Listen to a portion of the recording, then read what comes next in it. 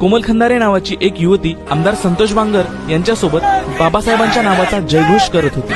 तिकडे कार्यक्रमाच्या ठिकाणी सुद्धा डोळ्याचे पारणे फिटणारी तुफान अशी गर्दी झाली होती। कार्यक्रम सुरू असतानाच आमदार संतोष बांगर साहेबांना कोमलची तब्येत अचानक बिघडून तिला चक्कर येऊन ती बेशुद्ध पडल्याचे समजले।